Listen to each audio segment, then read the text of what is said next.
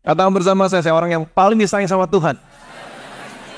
Saya orang yang dibenarkan karena iman dalam Kristus Yesus. Lihat sekelilingmu, katakan kamu juga. Amin. Kita firman Tuhan dari Pengkhotbah pasal 1 ayat yang ke-9. Apa yang pernah ada akan ada lagi, dan apa yang pernah dibuat akan dibuat lagi. Tak ada sesuatu yang baru di bawah matahari. Amin. Siapa yang menulis kitab Pengkhotbah? Salomo. Salomo menulis apa yang pernah ada akan ada lagi, apa yang pernah dibuat akan dibuat lagi. Tidak ada sesuatu yang baru di bawah matahari. Saudara dan saya sampai hari ini masih membaca perjanjian lama. Kenapa kita masih membaca perjanjian lama? Padahal sudah 2000, 3000, 4000 tahun yang lalu pernah terjadi. Kenapa kita masih membaca perjanjian lama? Paulus berkata kepada jemaat di Korintus, semuanya adalah contoh, tupos, pola, dicatat sebagai peringatan buat saudara buat saya yang hidup pada zaman akhir telah tiba. Itu sebabnya kenapa kita masih baca perjanjian lama. Semuanya dicatat di sana sebagai contoh untuk saudara dan saya pelajari. Karena nggak ada sesuatu yang baru. Apa yang pernah ada akan ada lagi. Apa yang pernah dibuat akan dibuat lagi. Itu sebabnya kita harus belajar dari mereka dalam perjanjian lama. Krisis yang mereka alami, situasi sulit dan gelap yang mereka lalui adalah krisis, situasi sulit dan gelap yang sama yang kita alami sekarang. Nggak ada yang baru. Apa yang pernah ada akan ada lagi. Selalu berulang. Itu sebabnya kita harus belajar dari mereka. Lihat perlengkapan-perlengkapan apa yang Tuhan berikan kepada mereka waktu mereka menghadapi situasi yang sulit dan gelap, waktu mereka mengalami krisis.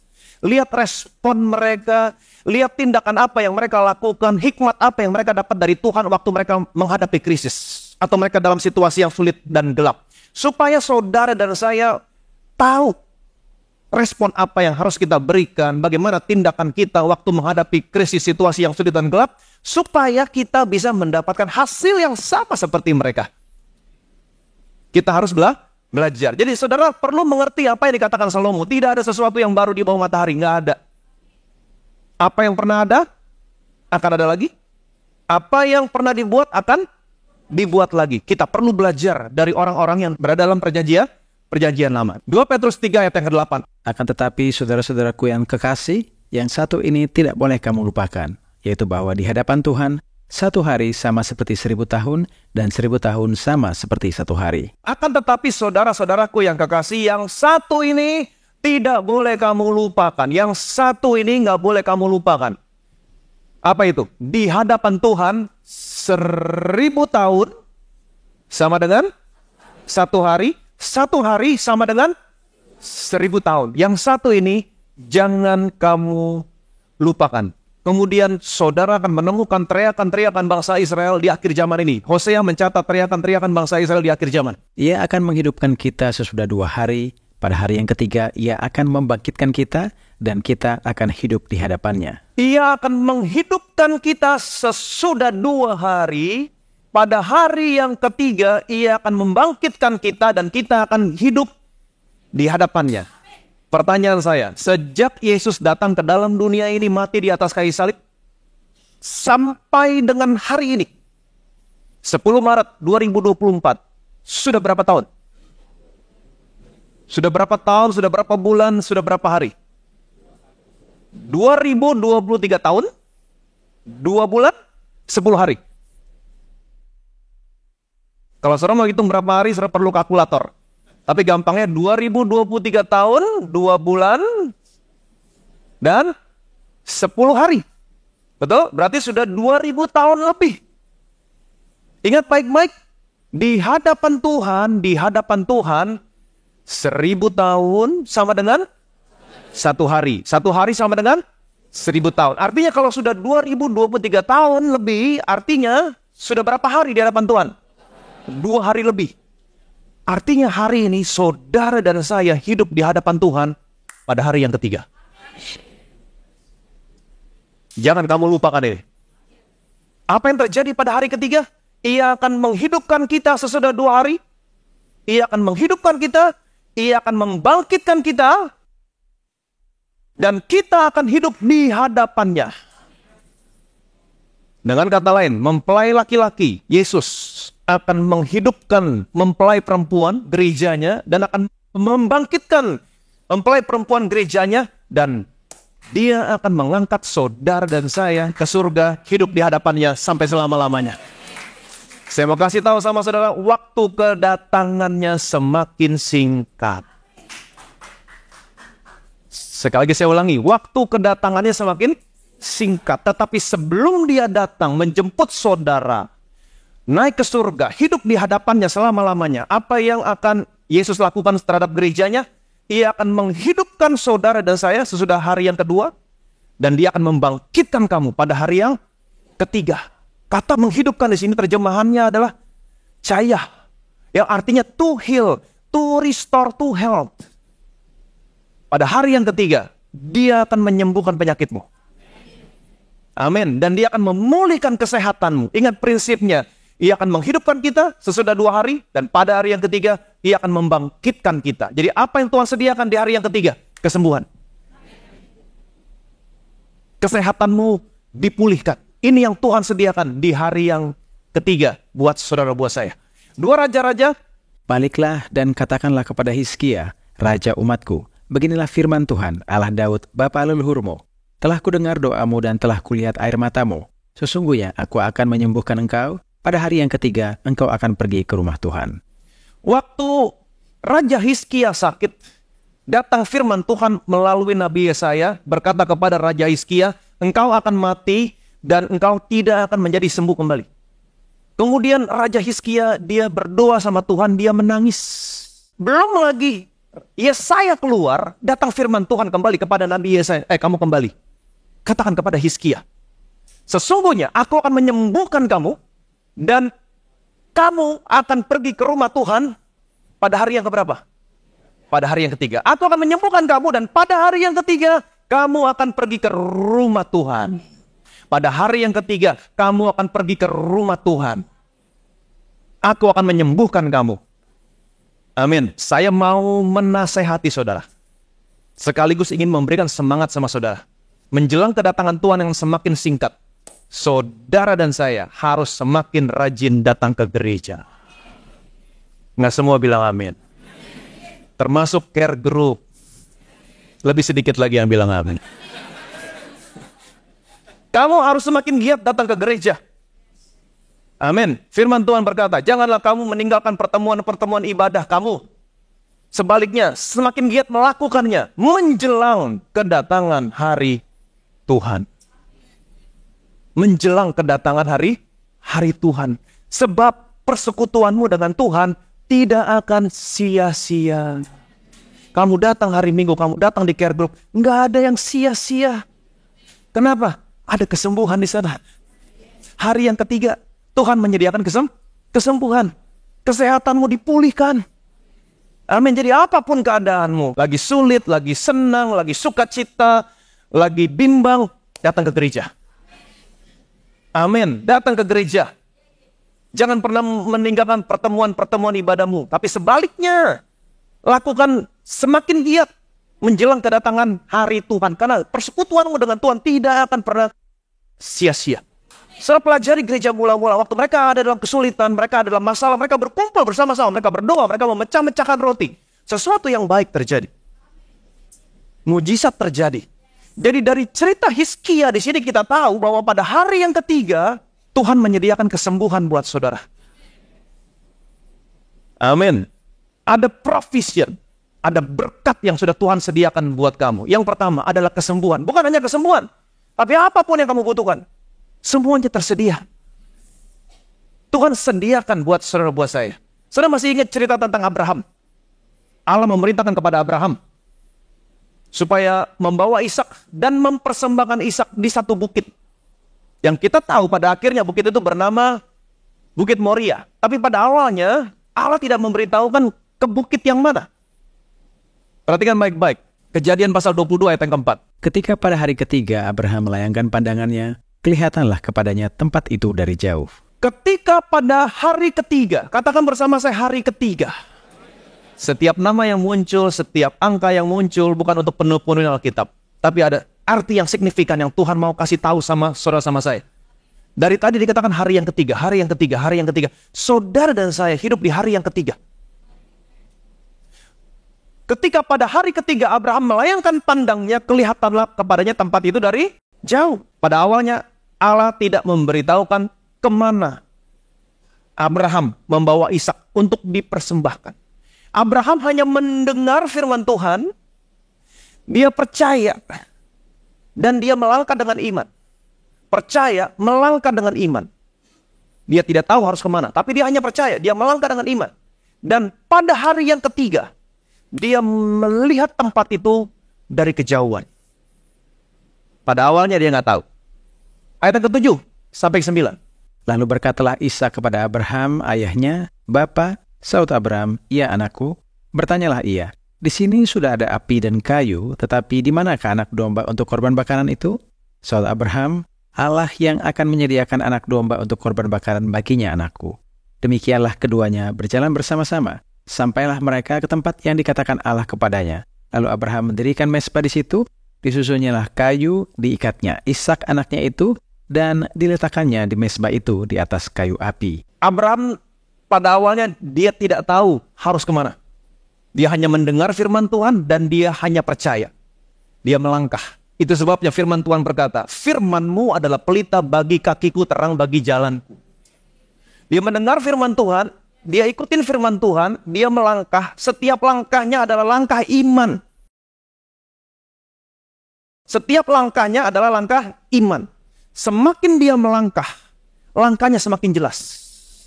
Dan pada akhirnya, dia tiba di tempat yang dimaksud Tuhan. Ayat yang ke-13. Lalu Abraham menoleh dan melihat seekor domba jantan di belakangnya, yang tanduknya tersangkut dalam belukar. Abraham mengambil domba itu, lalu mengorbankannya sebagai korban bakaran pengganti anaknya. Lalu Abraham menoleh dan melihat seekor domba jantan di belakangnya yang tanduknya tersangkut dalam belukar. Abraham mengambil domba itu, lalu mengorbankannya sebagai korban pengganti anaknya. Akhirnya Abraham melihat ketersediaan. Pada awalnya dia nggak tahu harus kemana. Dia hanya mendengar firman Tuhan. Dia hanya percaya. Dia melangkah dengan iman. Dan pada hari yang ketiga, dia percaya firman Tuhan, dia melangkah dengan iman, dan dia melihat. Dia melihat. Kemudian dia menerima. Ini semua terjadi pada hari yang ketiga. Prinsip yang sama berlaku buat saudara saya. Apa yang kita bisa pelajari tentang ketersediaan dari Tuhan? Bagaimana ketersediaan itu bisa datang dalam hidupmu? Percaya firman Tuhan dan melangkah dengan iman. Nggak ada cara lain. Saudara mau ketersediaan itu datang dalam hidupmu? Percaya firman Tuhan dan melangkah dengan iman. Tapi terkadang orang Kristen berkata, "Tapi Pak, Tuhan begitu slow, Pak.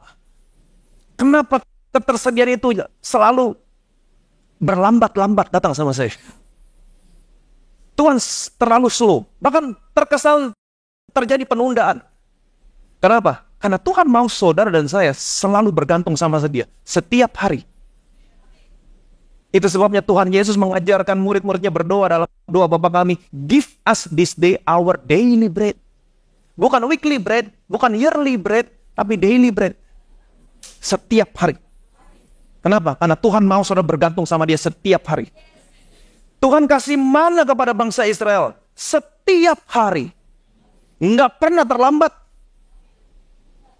Nggak pernah terlambat. Mereka buka mata, mereka bangun, mereka sudah lihat.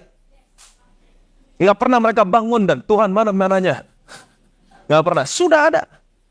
Dan Tuhan pesan kepada bangsa Israel, "Kamu pungut cukup untuk keperluan satu hari. Kalau kamu ambil lebih, sisanya akan berbau busuk." Kenapa hanya cukup untuk sehari? Karena Tuhan mau kamu bergantung setiap hari sama Tuhan. Ayat 14. Dan Abraham menamai tempat itu Tuhan menyediakan. Sebab itu sampai sekarang dikatakan orang, di atas gunung Tuhan akan disediakan. Dan Abraham menamai tempat itu Tuhan menyediakan. Kita tahu gunung itu bernama Gunung Moria. Bukit Moria. Tapi Abraham menamakan tempat itu Tuhan yang menyediakan. Kenapa? Karena Abraham melihat ada seekor anak domba yang tersangkut semak belukar tanduknya sebagai korban pengganti anaknya. Jadi ingat baik-baik, pada awalnya Abraham nggak tahu harus kemana. Allah hanya berkata, bawalah Ishak, persembahkan dia di bukit. Nggak tahu bukit yang mana. Dia hanya mendengar firman Tuhan. Dia percaya, dia melangkah dengan iman. Setiap langkahnya adalah langkah iman. Semakin dia melangkah, semakin jelas. Pada hari ketiga, dari kejauhan, dia melihat tempat itu. Dan di tempat itu kita tahu namanya Bukit Moria. Dan pada akhirnya Abraham menamakan tempat itu Tuhan menyediakan. Jehovah Jireh. Tuhan menyediakan. Kenapa? Karena di tempat itu dia melihat seekor anak domba yang tanduknya tersangkut semak belukar. Yang dia ambil, dia persembahkan sebagai korban pengganti anaknya. Tuhan menyediakan apa yang Abraham butuhkan di tempat itu. Tahukah saudara? Waktu Abraham melihat seekor domba yang tanduknya tersangkut di semak belukar, di tempat itu di Bukit Moria, sesungguhnya Abraham sedang melihat Yesus yang tergantung di atas kayu salib. Itu sebabnya Tuhan Yesus pernah berkata kepada orang-orang Yahudi, Bapamu Abraham bersuka cita karena dia telah melihat hariku. Kapan itu? Waktu Abraham melihat ada seekor anak domba yang tanduknya tersangkut semak belukar. Itulah saatnya Abraham melihat Yesus yang tergantung di atas kayu salib. Di mana Yesus tergantung di atas kayu salib? Di Bukit Kalvari. Di tempat yang sama. Tahukah saudara, Bukit Kalvari adalah bagian yang tertinggi dari Bukit Moria? Dan Abraham menamakan tempat ini Tuhan menyediakan. Saya punya kabar baik buat saudara. Dari Kalvari lah Tuhan menyediakan apapun yang kamu butuhkan. Yang percaya boleh bilang amin. Itu sebabnya kamu harus selalu melihat Yesus yang tergantung di atas Bukit Kalvari. Lihat Yesus, lihat pekerjaan yang sudah selesai. Semuanya akan disediakan. Jadi pada hari yang ketiga, kita tahu sekarang Tuhan bukan hanya menyediakan kesembuhan buat saudara. Tapi pada hari yang ketiga, Abraham melayangkan pandangannya dan dia menerima semua yang dia butuhkan. Apapun yang kamu butuhkan, semuanya tersedia. Di hari yang ketiga ini. Amin. Di hari yang ketiga. Betapa ini hak istimewa, privilege buat saudara-saudara saya yang hidup di hari yang ketiga. Apapun yang kamu butuhkan, semuanya tersedia. Tapi banyak orang berkata, wah ini Injil kemakmuran. Tidak ada Injil kemakmuran. Dalam Alkitab hanya ada Injil kasih karunia Allah. Tapi Injil kasih karunia Allah berkuasa menganugerahkan kepada kamu bagian yang ditentukan oleh orang-orang yang dikuduskannya. Di Bukit Kalvari lah darah tercurah menguduskan kamu. Di bukit yang sama juga semuanya Tuhan sediakan. Ada bagian yang ditentukan buat orang-orang yang dikuduskannya. Ini warisan saudara. Ini warisan saya. Nggak ada yang salah sama kemakmuran. Nggak ada yang bilang amin. Tuhan kalau mereka nggak mau, biar buat saya. Tuhan mau saudara dan saya makmur, prosper in all things. Dalam segala sesuatu. Jadi nggak ada yang salah sama kemakmuran. Yang salah adalah sikap yang salah terhadap kemakmuran. Keserakahan, keegoisan, kepentingan diri sendiri. Tuhan mau saudara makmur, prosper. Kemakmuran yang berasal dari Tuhan adalah lebih dari cukup dari apa yang kamu butuhkan. Saudara ada dalam satu keadaan lebih dari cukup dari apa yang kamu butuhkan, supaya kamu bisa memberkati orang lain dan bisa memberkati pekerjaan Tuhan. Bagaimana caranya kalau kamu kekurangan bisa memberkati orang? Nggak bisa. Bagaimana caranya kamu kekurangan mau memberkati pekerjaan Tuhan? Nggak bisa. Tuhan mau kamu prosper. Amin. Supaya apa? Lebih dari cukup dari apa yang saya butuhkan, supaya saya bisa memberkati orang lain dan bisa memberkati pekerjaan Tuhan. Tuhan mau kamu prosper. Supaya apa? Yang kedua, supaya kamu jangan mengabdi kepada mamon. Karena Tuhan berkata, kamu tidak bisa mengabdi kepada dua tuan. Kepada mamon, kepada Allah. Konteksnya, kalau saudara baca 2 pasal sebelumnya, di situ Petrus bertanya kepada Tuhan Yesus, kami telah meninggalkan segala sesuatu dan mengikut Engkau. Apa yang bisa kami dapat? Dan Tuhan berkata sama Petrus, Petrus, setiap orang, katakan bersama saya, setiap orang. Setiap orang yang karena aku dan karena Injil meninggalkan rumahnya, ayahnya, ibunya, suaminya, istrinya, anaknya laki-laki, anaknya perempuan, ladangnya, pekerjaannya. Maka pada zaman ini juga, hari ini juga, waktu kamu hidup di dunia ini, Bukan nanti di surga. Bukan, sekarang. Jangan ada seorang pun yang merampok warisan saudara. Pada masa ini juga kamu mendapat gantinya 100 kali lipat. Amin. Pada masa akan datang. Nah, ini baru masa akan datang. Kamu menerima hidup kekal. Tuhan ingin kamu prosper. Setelah itu 2 pasal berikutnya saudara boleh baca. Tuhan berkata begini, kamu gak bisa mengabdi kepada 2 tuan, kepada Mamon, kepada Allah. Itu sebabnya Tuhan memberkati kamu. Amin. Supaya kamu tahu bahwa semua yang kamu miliki, kalau kambing dombamu bertambah banyak, emas perakmu bertambah banyak, kamu ingat Tuhan yang memberikan kekuatan kepada kamu untuk memperoleh segala sesuatu ini. Kamu mengabdi kepada Tuhan. Amin. Jadi ingat baik-baik, pada hari yang ketiga, saudara hidup di hari yang ketiga. Ada begitu banyak yang Tuhan sediakan. Yang pertama, kesembuhan. Yang kedua, apapun yang kamu butuhkan. Kita bisa belajar dari Abraham, apapun yang kamu butuhkan, Tuhan sediakan buat saudara. Bagaimana caranya kita menerima semua ketersediaan dari Tuhan? Bagaimana caranya? Lukas pasal 9, ayat 16-17. Dan setelah ia mengambil 5 roti dan 2 ikan itu, ia menengadah ke langit, mengucap berkat, lalu memecah-mecahkan roti itu dan memberikannya kepada murid-muridnya supaya dibagi-bagikannya kepada orang banyak. Dan mereka semuanya makan sampai kenyang.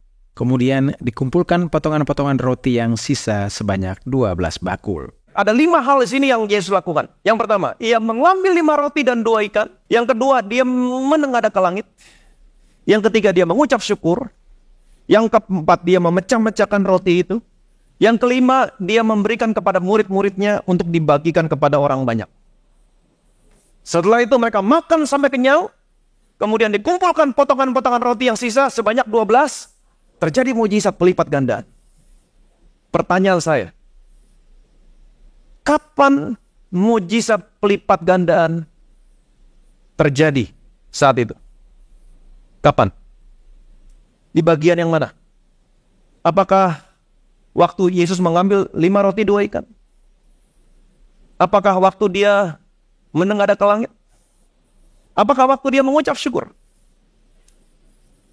Apakah waktu dia memecah-mecahkan roti itu? Apakah waktu dia memberikan kepada murid-muridnya untuk dibagikan kepada orang banyak? Kapan mujizat terjadi? Di mana mujizat terjadi? Di bagian yang mana mujizat terjadi? Kita lihat terjemahannya dalam versi NLT. Jesus took the 5 loaves and 2 fishes, looked up toward heaven and blessed them. Then breaking the loaves into pieces, he kept giving the bread and fish to the disciples so they could distribute it to the people. Jesus took the 5 loaves and 2 fish. Took. Past tense. Look up toward heaven. Past tense. And blessed them. Past tense. Then breaking the loaf into pieces, he kept giving. He kept giving the bread and fish to the disciples. He kept giving. He kept giving. He kept giving. Artinya apa? Mujizat pelipat gandaan terjadi di tangan Yesus waktu Yesus memberikan kepada murid-muridnya untuk dibagikan kepada orang banyak. Kalau mujizat pelipat gandaan terjadi di tangan Yesus waktu Yesus memberikan kepada murid-murid, artinya murid-muridnya harus selalu kembali kepada Yesus. Harus kembali, terima, bagiin. Harus kembali lagi. Jadi, prinsip menerima ketersediaan adalah saudara harus selalu datang dan melihat Yesus. Selalu datang dan melihat Yesus. Amin. Selalu datang lihat Yesus dalam firman-Nya. Pekerjaan yang sudah diselesaikan. Karena disitulah letak ketersediaan saudara. Tahukah saudara bahwa Yesus terus-menerus memberi? He kept giving. Kenapa kamu gak terima? Karena kamu gak pernah datang dan lihat Yesus. Injil mencatat semua orang yang datang dan berdiri di hadapan Yesus, mereka menerima sesuatu. Orang buta melihat, orang bisu berbicara, orang tuli mendengar, orang lumpuh berjalan, kusta tahir. Semua menerima dari Yesus. Kenapa? Karena mereka datang sama Yesus. Mereka datang, mereka menerima. Jadi di hari yang ketiga ini, di hari yang ketiga, ada begitu banyak yang Tuhan mau sediakan sama saudara. Ingat baik-baik, di hari yang ketiga, kita sudah belajar dari Hizkia. Tuhan menyediakan kesembuhan.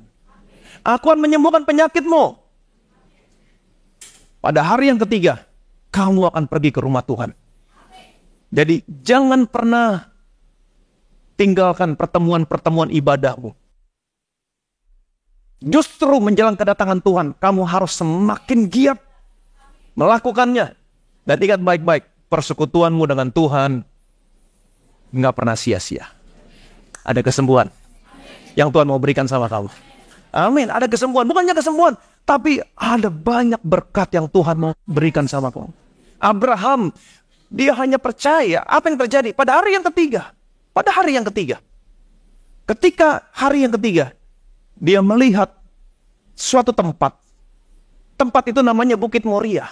Tapi pada akhirnya, dia menamakan tempat itu. Tuhan menyediakan. Pada hari yang ketiga. Tuhan menyediakan. Apa yang dia butuhkan, Tuhan sediakan di sana. Ini prinsip yang sama berlaku buat saudara-saudara saya. Pada hari yang ketiga, jangan pernah tinggalkan persekutuanmu dengan Tuhan. Ingat baik-baik, persekutuanmu dengan Tuhan tidak akan pernah sia-sia. Ada warisan, ada berkat, apapun yang kamu butuhkan akan menjawab semua kebutuhan. Yang percaya boleh bilang amin. Seperti minggu yang lalu kita sudah belajar betapa pentingnya pertahankan posisi ini dalam dunia yang semakin lama semakin gelap. Betul? Tertanam di dalam gereja lokal. Dan puji Tuhan, saudara di tempat ini selalu dibuat melihat Yesus. Melihat pekerjaan yang sudah Tuhan Yesus selesaikan. Amin. Abraham melihat harinya. Melihat Yesus yang dipersembahkan. Demikian juga mereka semua. Yesus mengambil roti, mengucap syukur. Amin. Memecah-mecahkan. Ini berbicara tentang pekerjaan yang sudah Tuhan Yesus selesaikan. Murid-murid harus selalu datang melihat Yesus memecah-mecahkan. Ini pekerjaan yang sudah Tuhan Yesus selesaikan. Lihat Yesus, lihat pekerjaan yang sudah diselesaikan. He kept giving. Dia selalu memberikan sama saudara. Kamu gak menerima karena kamu gak datang. Tahukah saudara bahwa Yesus terus-menerus memberi? Amin. Ini hari ketiga. Ada kesembuhan. Apapun yang kamu butuhkan akan disuplai buat saudara, buat saya. Yang percaya boleh bilang amin. Bilang sama kiri kananmu, terus datang ke gereja. Amin. Ini hari yang ketiga. Saya ada kesaksian buat saudara.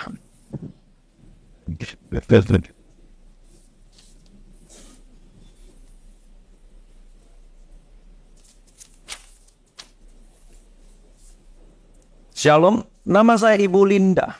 Saya adalah jemaat Bethesda Church. Usia saya 69 tahun, saya memiliki 3 anak dan 4 cucu dan puji Tuhan semua sudah bergereja di Bethesda. Pada bulan Agustus 2023, saya merasakan sakit di perut bagian bawah dan ada keluar flek darah. Kemudian saya ditemani anak-anak saya untuk memeriksakan diri ke rumah sakit dan dokter memutuskan harus dilakukan kuret. Setelah hasil kuret keluar, saya divonis dokter kanker rahim dan disarankan untuk dioperasi. Nanti dari hasil operasi akan dicek untuk mengetahui stadium kankernya. Kemudian saya dan keluarga memutuskan berangkat ke Penang untuk mendapatkan second opinion. Dokter di Penang juga mengatakan hal yang sama bahwa kemungkinan saya terkena kanker rahim. Saya diminta melakukan operasi pengangkatan rahim, tetapi terlebih dahulu harus melakukan PET scan karena apabila kanker sudah menyebar akan berbahaya kalau dioperasi. Apabila kanker belum menyebar, maka harus segera dilakukan operasi.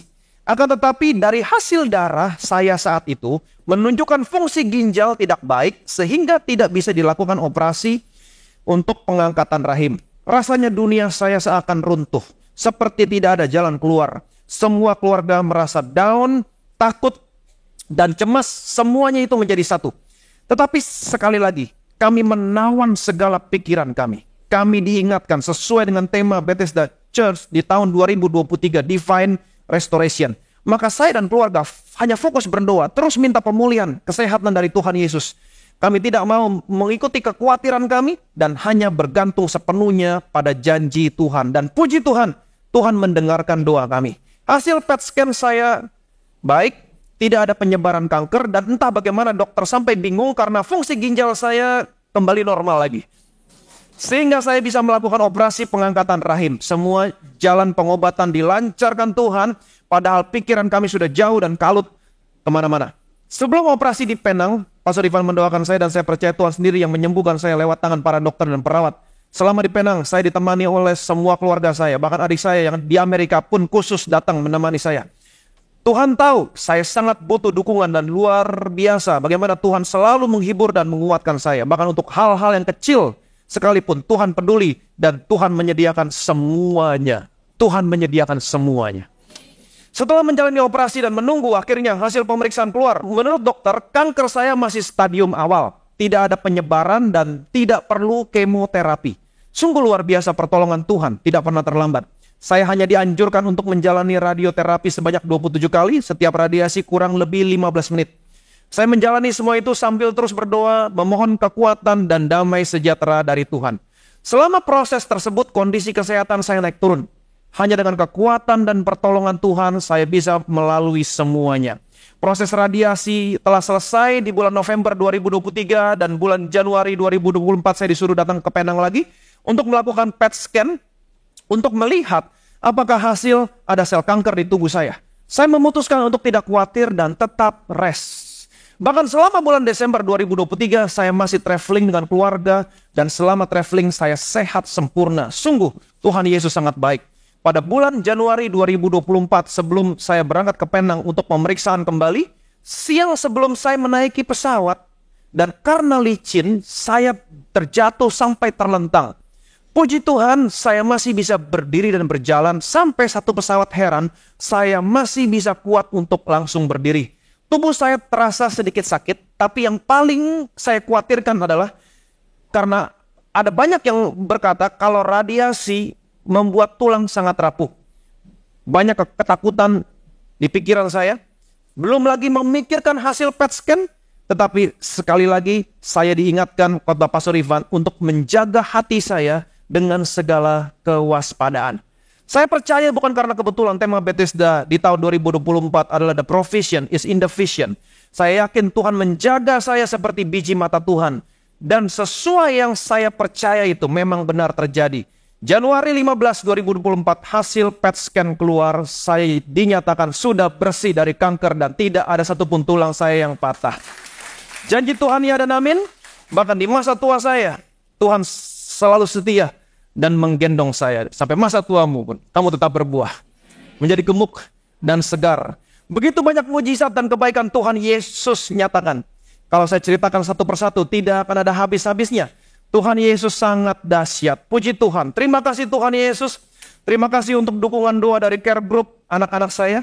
Terima kasih Pastor Ivan Bethesda Church untuk setiap tema gereja yang diberikan. Sungguh benar-benar teraplikasi dalam kehidupan keluarga kami. Segala kemuliaan hanya bagi nama Tuhan kita Yesus Kristus. Amin, amin. Saya juga mau kasih satu kesaksian. Istri saya 22 Februari yang lalu positif demam berdarah. Dia positif demam berdarah, dia masuk rumah sakit. Kemudian saat itu trombositnya belum turun, masih 250.000. Masih normal. Kemudian menjelang hari demi hari berlalu, trombosit mulai turun. Dan turunnya sangat drastis. Dari 250.000 jadi 150.000, jadi 80.000, jadi 50.000, kemudian jadi 25.000, dan puncaknya sampai 11.000. Turunnya begitu drastis. Dan menurut medical, kalau sudah di bawah 20.000 itu bisa terjadi internal bleeding. Jadi itu sebabnya dia nggak boleh sikat gigi, nggak boleh jalan ke kamar kecil. Karena kalau terjatuh akan terjadi bleeding dan bleedingnya itu nggak bisa di stop. Karena virus demam berdarah itu bukan hanya makan trombosit saja, tapi merusak sel yang membekukan darah. Jadi kalau terjadi bleeding, itu pendarahannya nggak bisa di stop. Jadi kurang lebih pada hari yang ke-6, itu trombositnya turun sampai 11.000. Dan itu titik kritisnya dia saat itu. Sangat kritis sekali. Saya pulang ke rumah pada hari yang ke-6 kalau nggak salah. Saya pulang ke rumah dari rumah sakit sekitar jam 7, jam 8 malam. Nggak terjadi apa-apa. Dia masih bisa makan, masih bisa beraktivitas, tapi tetap diranjang. Karena nggak boleh turun dari ranjang. Dokter bilang nggak boleh turun dari ranjang. Kemudian kira-kira jam 12.30 malam, tengah malam. Mbak yang jaga istri saya WA, tapi saya udah tertidur. Akhirnya mbak yang satu ketok-ketok, Pak, baca WA-nya. Pas saya baca WA-nya, Pak, ibu kepalanya sakit sekali, dia nggak bisa tidur, sampai nangis-nangis. Yaudah saya ke sana. Saya berangkat ke sana. Waktu saya tiba di rumah sakit, dia sudah duduk, nggak bisa tiduran, sudah duduk, pakai oksigen. Kemudian alatnya sudah bunyi-bunyi semua. Dan suster bilang, saya bilang, suster kenapa ini? Dia bilang, denyut nadinya ibu turun ke 36. Denyut nadinya turun ke 36. Tekanan darahnya naik 160, 80. Begitu tinggi. Dan denyut nadinya dan trombositnya sudah 11.000, udah di bawah yang seharusnya dilakukan transfusi darah. Tapi entah kenapa saat itu mereka tidak mau transfusi darah. Dan seharusnya kalau denyutnya sudah 36 harus masuk HCU paling enggak. Tapi mereka enggak melakukan itu. Terus saya bilang, kenapa seperti ini, suster? Iya, kita sudah hubungin dokter jaga, tapi juga nggak tahu. Itu titik kritisnya dia. Kemudian dia bilang, saya sakit banget kepalanya. Seperti mau copot kepalanya. Seperti mau copot katanya. Dan dia nggak tahan, dia sakit, dia nangis, aduh sakit. Sampai dia bilang, saya nggak tahan. Sampai oksigennya dia mau lepas. Dia mau nyerah gitu. Sampai mau nyerah. Denyut nadinya 36, 38, 37. Terus turun denyut nadinya. Saya bilang, no, kamu nggak boleh nyerah. Jadi dia hanya duduk tegak begini. Kalau dia begini sedikit, itu sakit sekali kepalanya. Seperti mau copot katanya kepalanya. Kalau dia begini sedikit sakit. Jadi saya harus topang kepala dia. Saya kayak bekap dia. Saya topang kepala dia di sini. Sambil kita berdoa. Lihat Yesus. Kamu lihat Yesus. Itu suster keluar masuk. Saya nggak tahu apa yang dia lakukan. Suntik kita. Suster, itu kasih apa? Dia bilang, ini kata dokter dikasih obat penahan rasa sakit yang paling tinggi tingkatannya. Sebenarnya obat rasa sakit sudah ada dalam infus, tapi ini yang paling tinggi tingkatannya. Dia bilang, ini yang paling tinggi tingkatan. Ya mudah-mudahan bisa menghilangkan. Tapi dia terus nangis, dia terus menjerit, dia terus rasa sakit. Saya cuma bilang, no, lihat Yesus. Saya nggak kuat. Dia mau lepasin. Nggak, pasang lagi oksigennya. Lihat Yesus. Saya sakit kepalanya. Ya, lihat Yesus yang tergantung di atas kayu salib. Ya sudah, gantikan posisimu. Lihat Yesus. Dia lihat Yesus, kita sama-sama berdoa. Tuhan Yesus, Engkau sudah gantikan posisinya, Engkau sudah tanggung rasa sakitnya. Aduh, kepala saya sakit. No, lihat Yesus pakai mahkota duri. Lihat Yesus. Jadi saya nggak tahu, itu sudah kurang lebih 2 jam setengah. 2 jam setengah. Suster keluar masuk, alat bunyi-bunyi. Saya nggak mau terpengaruh. Saya nggak mau tanya, kenapa suster? Enggak. Kita berdoa, lihat Yesus. Selalu lihat Yesus. Lihat Yesus. Saya sempat berdoa sama Tuhan. Saya ini ditontonin orang loh. Saya ditontonin orang yang bukan orang percaya. Saya ditontonin mbak saya. Saya ditontonin suster-suster yang masuk, yang bukan orang percaya. Dan mereka melihat saya. Lihat Yesus. Dalam nama Yesus. Tuhan, kalau nggak terjadi apa-apa Tuhan. Mereka nonton loh. 2 jam setengah. Saya topang kepalanya. Saya lihat Yesus. Saya nggak tahan mau copotin lagi. No, lihat Yesus. Dan selama 2 jam setengah, setelah 2 jam setengah, itu obat nggak pengaruh. Obat yang paling tinggi tingkatannya untuk menghilangkan rasa sakit nggak mempan. Artinya saya tahu dunia nggak punya jawaban. Yesus punya jawaban. Amin. 2 jam setengah lihat Yesus. Terus lihat Yesus. Suster masuk, dia tanya, suster berapa lama? No, jangan lihat situasi, lihat Yesus. Selalu lihat. 2 jam setengah saya jagain pikiran dia. Lihat Yesus, selalu lihat Yesus. Lihat Yesus di atas kayu salib. Lihat Yesus pakai mahkota duri. Setelah 2 jam setengah, intensitas jeritannya semakin berkurang. Kemudian tiba-tiba dia tertidur. Terlelap. Sampai kapan? Sampai besok sore, jam 5 sore. Dan waktu dia bangun, mulai saat itu trombositnya mulai naik. Nadi rate-nya mulai naik dari 36, 38. Akhirnya bertahan di 59. Harusnya normal 60, tapi puji Tuhan udah 59. Kadang-kadang 62. Kalau 62 nggak bunyi. Tenang saya. Begitu 59 bunyi, aduh nih orang. Bunyi lagi, titit. Jadi mengacaukan pikiran saya, tapi nggak, no. Saya tahu Tuhan sediakan kesembuhan.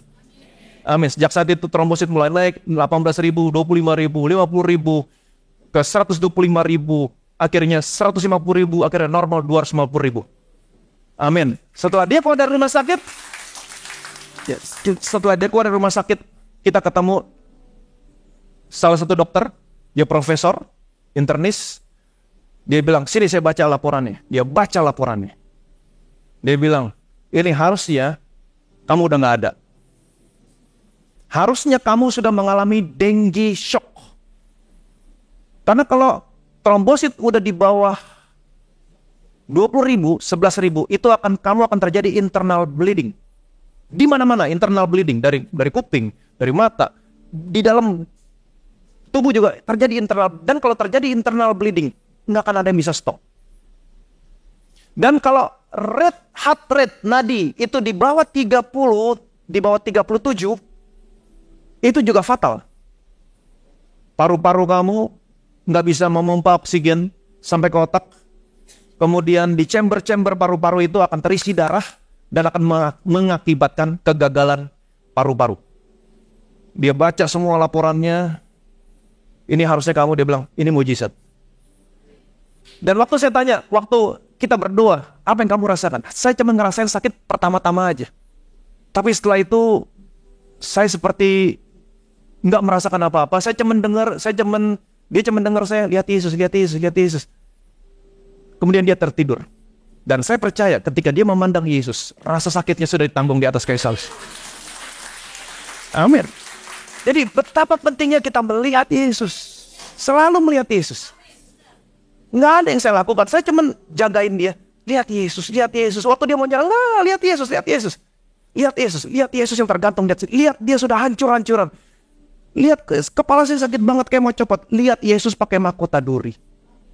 Dia sudah tanggung penyakitmu, rasa sakitmu. Lihat Yesus sampai akhirnya intensitasnya mulai reda-reda. Harusnya obat itu saat waktu diberikan, dia bilang, kata suster, 5 menit lagi akan hilang. Nggak hilang, 2 jam setengah nggak hilang, makin sakit. Artinya apa? Dunia nggak punya jawaban. Amin. Tapi Yesus punya jawaban. Di hari yang ketiga ini, dari bukit Kalvari, Abraham menamakan tempat itu Tuhan menyediakan. Artinya apa? Dari Kalvari lah Tuhan menyediakan semua yang kamu butuhkan. Itu sebabnya selalu melihat ke sana. Melihat Yesus. Melihat pekerjaan yang sudah dia selesaikan. Apapun yang kamu butuhkan, semuanya tersedia. Di hari yang ketiga. Berikan kemuliaan bagi nama Yesus. Amin. Jangan meninggalkan pertemuan-pertemuan ibadahmu. Menjelang kedatangan hari Tuhan yang semakin dekat. Semakin dekat. Persekutuanmu dengan Tuhan tidak akan pernah kembali dengan sia-sia. Kamu yang tertanam dalam bait Tuhan, kamu akan berbuah seperti pohon kurma. Semua area hidupmu akan menghasilkan buah. Kamu tumbuh subur seperti pohon aras di Libanon. Kemuliaan Tuhan akan menjaga barisan belakangmu. Amin. Terangmu semakin bersinar dan lukamu lekas pulih. Kenapa? Karena hari yang ketiga Tuhan menyediakan kesembuhan buat saudara, buat saya. Betapa kami bersyukur Tuhan. Betapa suatu privilege, hak istimewa yang kau berikan kepada kami. Hidup di hari yang ketiga menjelang kedatangan-Mu Tuhan. Engkau akan menghidupkan kami, membangkitkan kami. Dan kami akan hidup di hadapan-Mu sampai selama-lamanya. Artinya sebelum kedatangan-Mu Tuhan, Engkau akan menghidupkan, membangkitkan cahaya. To heal, to restore, to health. Memulihkan kesehatan kami. Engkau akan menyembuhkan kami. Bahkan lebih daripada itu. Pada hari yang ketiga, ketika Abraham melayangkan pandangannya, dia melihat tempat yang kau maksudkan itu. Itulah Bukit Moria. Di bukit itu Abraham menamai tempat itu Tuhan menyediakan. Jehovah Jireh.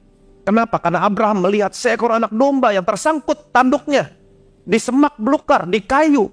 Sesungguhnya Abraham melihat harinya Tuhan, di mana Tuhan tergantung di atas kayu salib. Di Bukit Kalvari, bagian yang tertinggi dari Bukit Moria. Dan Abraham menamakan tempat itu Tuhan menyediakan. Dan kami tahu hari ini, dari Kalvari lah Tuhan menyediakan semua yang kami butuhkan. Itu sebabnya kami mau hanya melihat kepada Yesus melihat kepada pekerjaan yang sudah Engkau selesaikan di Bukit Kalvari. Karena kami tahu itulah ketersediaan kami. Kami mau terus datang melihat Yesus, terus datang melihat Yesus. Karena kami tahu Yesus terus-menerus memberikan apapun yang kami butuhkan kepada kami semua. Dan mereka hari ini datang kepadamu Tuhan. Kami percaya Engkau terus memberi apapun yang mereka butuhkan hari ini. Kau tahu satu persatu kebutuhan mereka. Kau tahu satu persatu kebutuhan anak-anakmu Tuhan. Engkau akan terus memberikan kepada mereka. Engkau terus memberi apapun yang mereka butuhkan. Akan datang menjawab semua kebutuhan mereka. Dan namamu yang dipermuliakan. Dalam nama Tuhan Yesus kami berdoa. Semua yang percaya diberkati. Sama-sama kita katakan amin.